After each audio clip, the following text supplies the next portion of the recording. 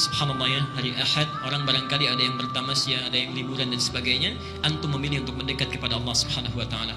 Allah berjanji di dalam Al-Qur'an, siapapun yang beramal soleh ya, orang yang beramal soleh, laki-laki ataupun perempuan ya, selama dilakukan karena Allah, fala yuhyiyannahu hayatan thayyibah, maka Allah akan merubah kehidupannya menjadi lebih baik lagi.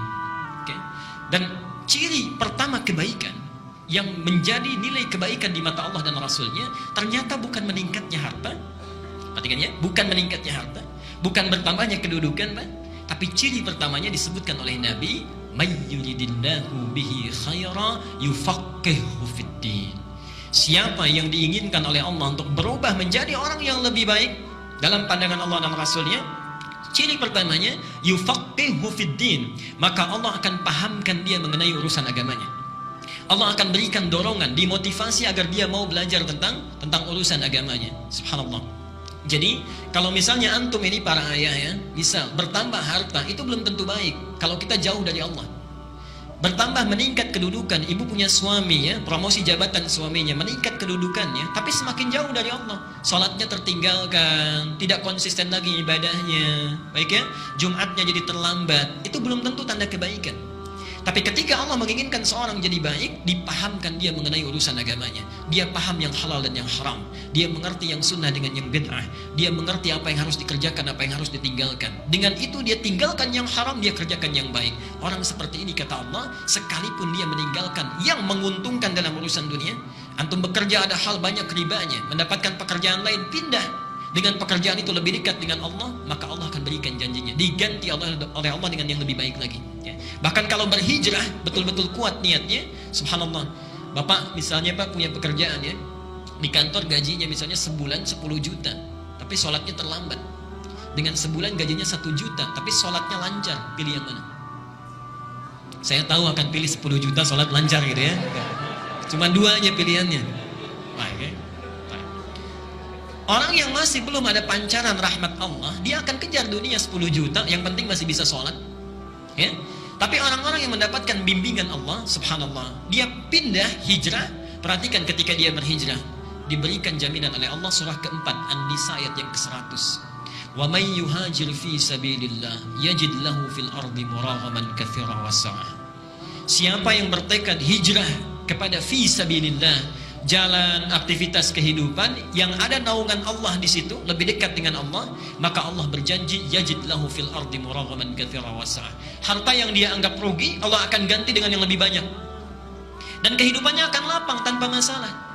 Kurang dari penyakit, di rumah berkah, nggak pernah ada persoalan. Antum gaji 10 juta, tiap ke rumah cekcok terus dengan istri misalnya, nggak nyaman juga ya. Gaji 10 juta tapi anak selalu sakit ya, kemudian cuci darah dan sebagainya, nggak nyaman juga ya. Tapi Allah bebaskan dari segala hal yang bisa mengurangi dalam kenikmatan hidup kita.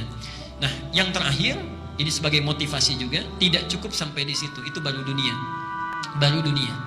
Jadi bayangkan menuntut ilmu itu, ketika kita jalani dengan baik, kata Rasulullah, ini pertanda kebaikan. Yang kedua itu baru dunia.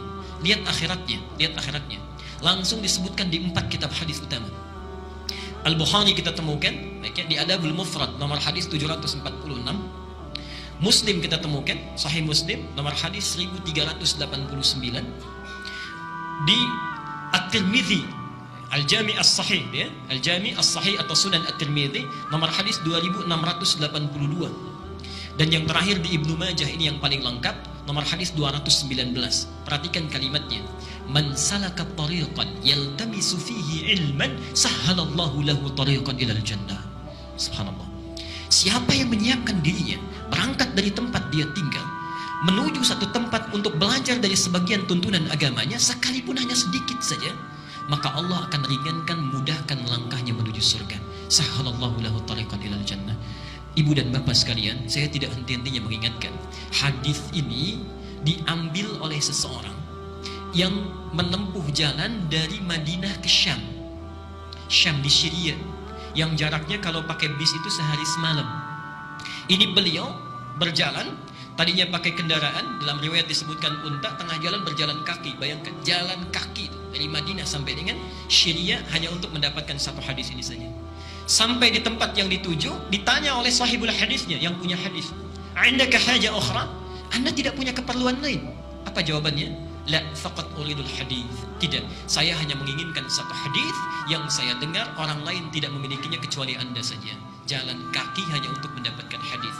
Disebutkanlah hadis yang tadi. Kalau orang dulu bisa jalan kaki untuk dapat satu hadis saja, antum oleh Allah diberikan fasilitasnya, ada kendaraannya, ada yang punya sepeda, ada yang punya motor, ada yang punya mobil, masjidnya bahkan dihadirkan dekat di samping kita, keadaannya bagus, ada AC-nya kalau di luar panas, ada hangat karpetnya kalau di luar dingin. Ya, nikmat keberadaannya. Kalau dengan seperti itu belum juga termotivasi untuk sekedar mengikuti satu takdim, maka dengan cara apa lagi Allah mesti menjadikan kita orang baik? Dan itu akan ditanya. Saat antum punya rumah tetangga, jalan kaki ke sini, antum punya mobil, punya motor tidak digunakan, padahal bisa saat itu dilakukan, satu saat akan ditanya. Satu saat akan ditanya. Semoga Allah memberikan kebaikan kepada kita, dan semoga hari ini adalah hari yang dijadikan oleh Allah sebagai amal soleh kita yang disaksikan oleh Allah dan para malaikatnya.